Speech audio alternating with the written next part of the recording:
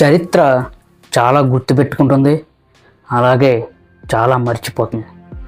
కానీ అమెరికా మాత్రం ఆ సంఘటన ఎప్పటికీ మర్చిపోలేదు. అది 1971. ఆ సంఘటన ఎఫ్బిఐని ఎప్పటికీ తలగొక్కునేలా చేస్తుంది. ఒక వ్యక్తి ఫ్లైట్ని హైజాక్ చేశాడు, లక్షల డాలర్లు దోచుకున్నాడు, 10,000 అడుగుల ఎత్తు నుంచి దూకి మాయమైపోయాడు. ఆ మిస్టరీ మ్యాన్ ఎవరో కాదు, టీబీ కూపర్. అసలు ఆ వ్యక్తి ఎవరు, ఆ రాత్రి ఏం జరిగింది, అసలు కూపర్ ఏమయ్యాడు, రండి తెలుసుకుందాం. అది 1971 నవంబర్ 24 థ్యాంక్స్ గివింగ్ ఫెస్టివల్ ముందు రోజు పోర్ట్లాండ్ ఎయిర్పోర్ట్లో డాన్ కూపర్ అనే పేరుతో ఒక వ్యక్తి Seattle north west Orient airlines ఎక్కాడు. అతను బ్లాక్ సూట్, వైట్ షర్ట్ మరియు బ్లాక్ టై ధరించి చాలా అందంగా ఉన్నాడు. ఫ్లైట్ టేకాఫ్ అయిన కొద్దిసేపటి తర్వాత తను అటెండెంట్ ఫ్లోరెన్స్ షాపర్ని పిలిచి ఒక చిన్న నోటు ఇచ్చాడు. ఆమె అది అతను ఫోన్ నెంబర్ అని సరిగ్గా పట్టించుకోలేదు. కానీ కొద్దిసేపటి తర్వాత కూపర్ ఆమెను పిలిచి, మిస్, నోటు సరిగ్గా చూడండి, నా దగ్గర బాంబు ఉంది అన్నాడు. భయపడుతూ నోట్ ఓపెన్ చేసి చూసింది. అందులో నాకు $2,00,000 అలాగే 4 పారాషూట్లు కావాలని ఉంది. $2,00,000 అంటే అప్పట్లో అది చాలా ఎక్కువ. అలాగే ఫ్లైట్ సియాటిల్లో ల్యాండ్ అయ్యే సమయానికి ఇవన్నీ సిద్ధంగా ఉండాలని కూపర్ డిమాండ్ చేశాడు. అప్పుడు వెంటనే ఫ్లోరెన్స్ షాపర్ దీన్ని పైలట్స్ కన్ఫర్మ్ చేస్తుంది.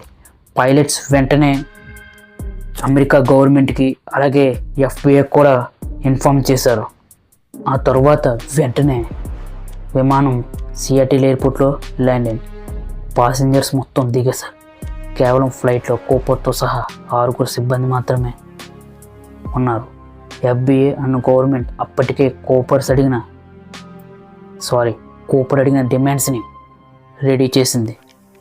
ఆ డబ్బు, పారాషూట్, 6 సిబ్బందితో ఫ్లైట్ గాల్లోకి టేకాఫ్ అయింది.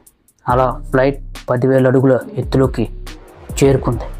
రాత్రి సమయం సుమారు 8 అయింది. గట్టగట్టించే చలి, జోరున వర్షం. అప్పుడు కూపర్ ఫ్లైట్ యొక్క బ్యాక్ డోర్ ఓపెన్ చేసి డబ్బు, పారాషూట్తో సహా గాల్లోకి దూకేశాడు. ఆ క్షణం నుంచి కూపర్ ఏమయ్యాడో ఎవ్వరికీ తెలియదు. తర్వాత ఫ్లైట్ ల్యాండ్ అయిన తర్వాత ఎఫ్బిఐ ఫ్లైట్లోకి వెళ్ళి చూస్తే అక్కడ బ్లాక్ టై అలాగే కాల్చిన సిగరెట్స్ తప్ప అక్కడ ఏమీ లేవు.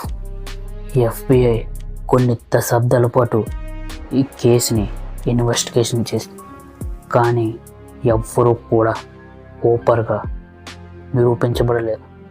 కానీ ఎఫ్బిఐకి 1980లో ఒక ట్విస్ట్ ఎదురైంది.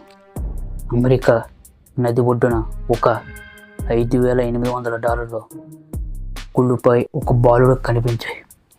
ఆ నోట్ని చెక్ చేసి చూస్తే కూపర్ తీసుకువెళ్ళిన నోట్ల సీరియల్ నెంబర్, ఈ నోట్ల సీరియల్ నెంబర్ మ్యాచ్ అయ్యాయి. అక్కడ ఎవ్వరికీ ఏం అర్థం కాలేదు. అందరికీ మైండ్ పోయింది. అసలు కూపర్ ఆ నదిలో పడి చనిపోయాడా, లేకపోతే ఆ నోట్లు అక్కడే వదిలేసి వెళ్ళాడా, ఎవ్వరికీ అర్థం కాలేదు.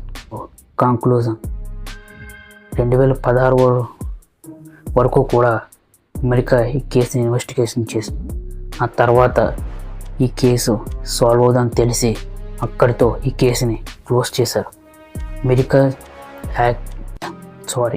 అమెరికా హైజాకింగ్ చరిత్రలో సాల్వ్ కాని ఏకైక కేసుగా ఇది మిగిలిపోయింది. చాలామంది కూపర్ చనిపోయాడని లేదా మారు పేరుతో ఇంకా జీవించి ఉన్నాడని చాలామంది నమ్ముతారు. అసలు మీకేమనిపిస్తుంది? కూపర్ బతికే ఉన్నాడా లేక చనిపోయాడా కింద కామెంట్ చేయండి.